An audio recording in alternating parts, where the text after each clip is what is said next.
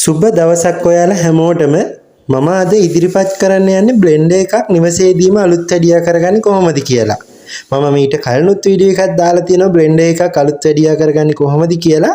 ඔයාලා ඒක බලලා නැත්නම් ඩිස්ක්‍රිප්ෂන් වල මේකේ link එක දාලා තියෙනවා ඔයාලා ඒක බලන්න. අද වැඩසටහනේදී මට තවත් බ්ලෙන්ඩර් එකක් හම්බුණා. ඉතින් අපි බලමු මොකද්ද මේකට වෙලා තියෙන්නේ කියලා. මට ඔයාලගෙන් ඉල්ලීමක් කරන්න තියෙනවා මගේ වැඩසටහන ඔයාලා මේ වෙනකුණුත් subscribe කරලා නැත්නම් subscribe කරලා තියාගන්න. ඒ වගේම bell icon එකත් click කරලා තියාගන්න. මම අලුත් වීඩියෝ දාද්දී ඔයාලට notification එක මාර්ගයෙන් දැනුම් දෙනවා. හොඳයි යාළුවනේ, එහෙනම් අපි මේකට වෙලා තියෙන්නේ මොකද්ද කියලා පරීක්ෂා කරමු. මට මේකේ complaint එක ආවේ එයා මොනවද බර જાතියක් කප් එකට දාලා කොටද්දී බ්ලෙන්ඩර් එක නැවතුණා, ඊට පස්සේ වැඩ කරේ නැහැ කියලා. අපි බලමු මේක ප්ලග් කරලා මොකද්ද මේකට හේතුව කියලා. හරි,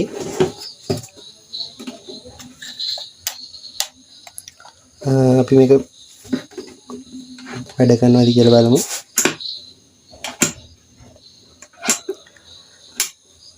වැඩ කරන්නේ මම ඔයාලට කියලා දීලා තියෙනවා මේකේ යටපැත්තේ ඕවර්ලෝඩ් ස්විච් එකක් තියෙනවා. ඒක ප්‍රෙස් කරලා බලන්න කියලා. මේකත් ප්‍රෙස් කරා.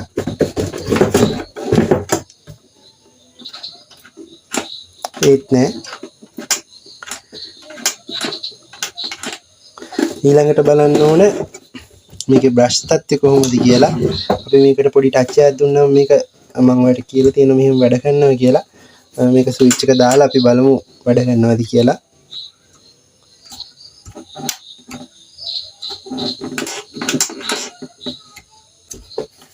ඒත් වැඩ කරන්නේ. හරි, එහෙනම් අපි මේක ගලවලා බලමු මේකට මොකද්ද වෙලා තියෙන්නේ කියලා. හැමදාම කියන වගේ ඔයාලා විදුලිය විසන්ධි කරගන්න. මේක පැට් ස්ක්‍රූප් නියනක ආධාරයෙන් තමයි මේ ගලවන්න තියෙන්නේ.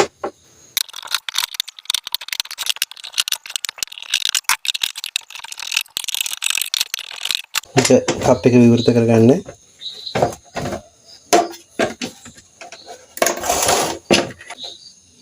ඉස්සෙල්ලාම මේකේ බ්ලෙන්ඩරේ ඕවර්ලෝඩ් ස්විච් එකට කරන්ට් ගෙනවද කියලා පරීක්ෂා කරලා බලමු.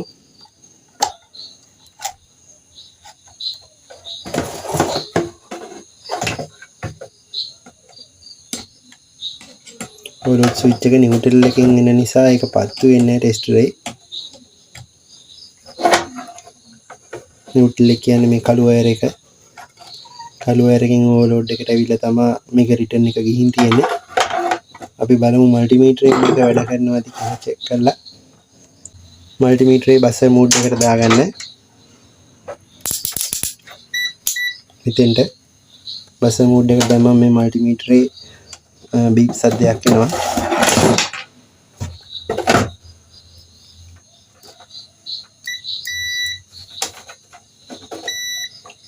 ඕවර්ලෝඩ් ස්විච් එක වැඩ කරනවා. එහෙනම් නේද එලාම් එක සම්බන්ධතාවයේ තියෙනවා කියලා තමයි එලාම් එකෙන් ඇහෙන්නේ. අපි පිළිවෙලට මේ කරගෙන යන්නේ මේ ඕවර්ලෝඩ් ස්විච් එක ගලවන්න නැත්නම් මේක වයර් දෙක කැඩෙනවා.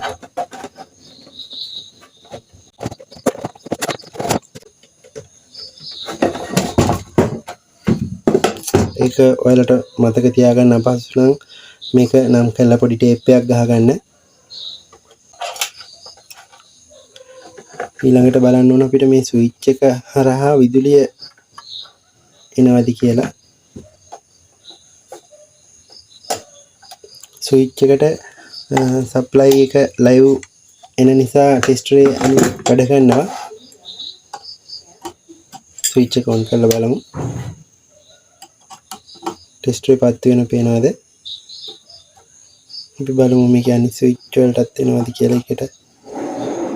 ඒ වැඩ කරනවා. ඊළඟට බලන්න ඕන අපි මේකේ බ්‍රෂ් සෙට් එක. බ්‍රෂ් සෙට් එක මොකක්ද වෙලා තියෙන්නේ? ඒකත් පරීක්ෂා කරලා බලමු.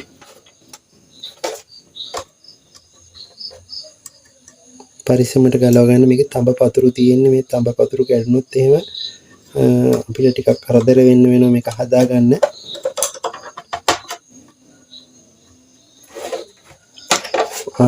බ්‍රෂ් සෙට් එක මෙන්න මේ මෙතනයි තමයි බ්‍රෂ් සෙට් එක තියෙන්නේ.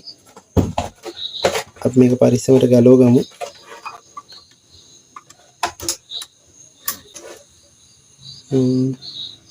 පේන විදිහට මේකේ බ්‍රෂ් සෙට් එක ගෙවිලා ඒකත් වෙන්න පුළුවන් මේ බ්ලෙන්ඩරේ වැඩ නොකර අරින්න.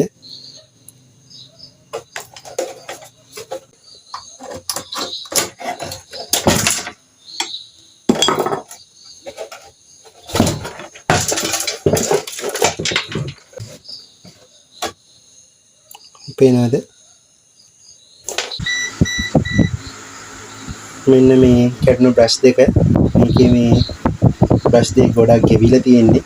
මම අලුත් බ්‍රෂ් එකක් අරන් පෙන්නන්නම්. මේ බ්‍රෂ් එක සාමාන්‍යයෙන් දිගට තියෙනවා. මේ බ්‍රෂ් එක සම්පූර්ණයෙන්ම කැඩලා ගිහිල්ලා අපි මේකට අලුත් බ්‍රෂ් ජෝඩුවක් දාලා බලමු. මේ බ්‍රෂ් වර්ගය තමයි මම මිලදී ගත්තේ. මේකේ පාර්ට්ස් තියෙන කඩවලින් බ්ලෙන්ඩරේ බ්‍රෂ් සෙට් එකක් කියලා කිව්වම බ්‍රෂ් එයාලා ගාව තියෙනවා. මේ මෙන්න මම කලින් ඩැමේජ් වෙච්ච බ්‍රෂ් එකයි මේ අපේ අලුත් බ්‍රෂ් එකයි ගොඩක්ම ගෙවිලා. අපි මේකට අලුත් බ්‍රෂ් සෙට් එකක් මාරු කරලා බලමු. මේක මෙහෙම තද කරනකොට ලොක් එකක් තමයි තියෙන්නේ. ඊළඟට මේ තම තාඩුවේ මේක මෙහෙම ඇතුළට දාලා ලොක් කරන්න තියෙන්නේ. ඊළඟට මේ තම තාඩුව උඩට නවන්න ඕනේ. ඒ වගේම මේකේ විරුද්ධ පැත්තේ මෙතෙන්ට තමයි බ්‍රෂ් එක දාන්න තියෙන්නේ. ඔන්න ඔයාලට පැහැදිලි නැත්තම් බලන්න.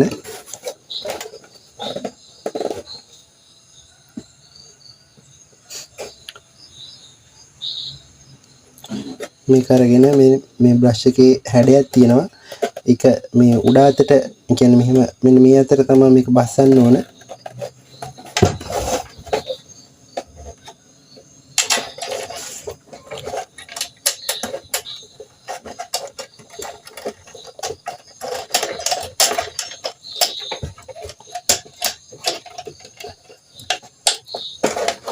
ඊළඟට බ්‍රෂ් එක ඇතුළටම බැස්සට පස්සේ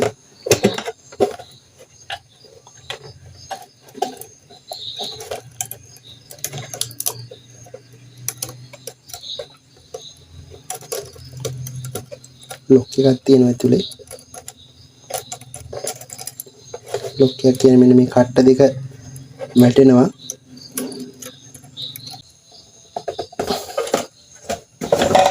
හරි බ්‍රෂ් දෙක හයි කරගෙන ඉවරයි. තවත් දෙයක් කියන්න තියෙනවා මේ බ්‍රෂ් හයි කරද්දී මේ වයර් වලට හානි වෙන්න දෙන්න එපා. ඔයාලා ඒක ගැන සැලකිලිමත් වෙන්න ඕන. අපි මේක සම්බන්ධ කරලා බලමු. මේකේ ඕවර්ලෝඩ් එක හයි කරලා තමයි බලන්න ඕන. මම ඒ වුණාට මේක මෙහෙම ඩිරෙක්ට් සප්ලයි කරලා බ්‍රෂ් සෙට් එක හයි කරලා ඉවරයි. අපි පරීක්ෂා කරමු මේක වැඩ කරනවද කියලා.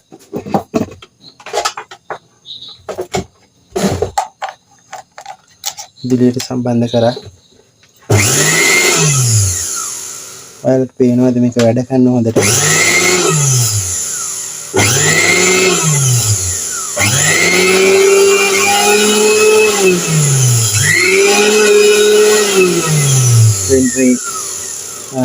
වැඩ කරනවා. මේක යට පැත්තට හරවලා බලමු මොකද බ්‍රෂ් ගෙවෙන්න හේතුව කියලා. කරන්ට් එක ඔෆ් කරා.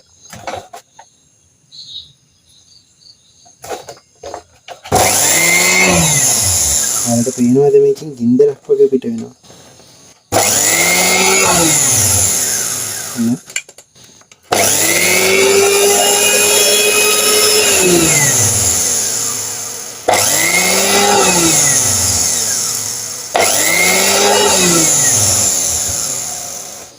මේකේ අම්චරකේ කමියුනිකේටර් එක පිච්චිච්ච නිසා තමයි මෙහෙම ගින්දර පිට වෙන්නේ.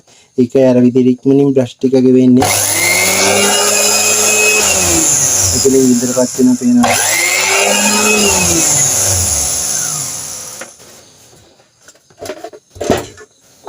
ආමිචරක කියන්නේ මෙන්න මේකට මේකේ තියෙන මේ ඇතුළේ තියෙන ආමිචරක පිච්චිච්ච නිසා තමයි එහෙම ගින්දර ගන්න.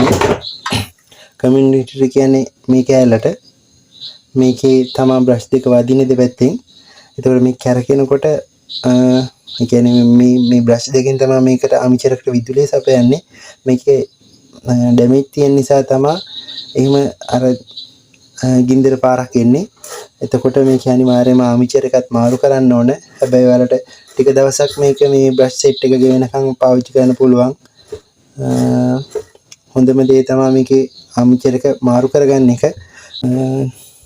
අපි මේක දැනට හයි කරමු.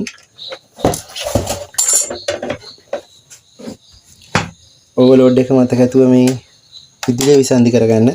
ඕවර්ලෝඩ් එක හයි කරන්න. මේ ඕවර්ලෝඩ් එක තියෙන ගොඩක් වටිනවා.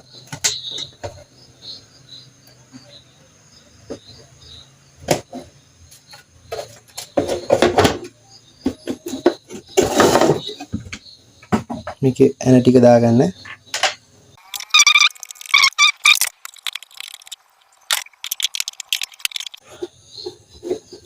මේකේ ආමිචර් එක අනිවාර්යයෙන්ම මාරු කරන්න ඕන.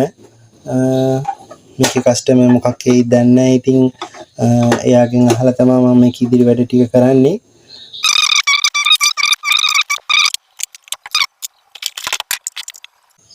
එන ටික දාගෙන ඉවරයි. අපි බලමු මේක වැඩ කරනවද කියලා.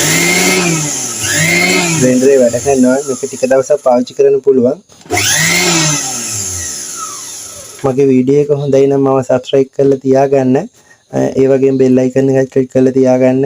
මොකද මම අලුත් වීඩියෝ එකක් දාද්දි ඔයාලට notification එකක් එනවා. එහෙනම් ඔයාලා සියලුම දෙනාට සුබ දවසක් කියලා මම ප්‍රාර්ථනා කරනවා.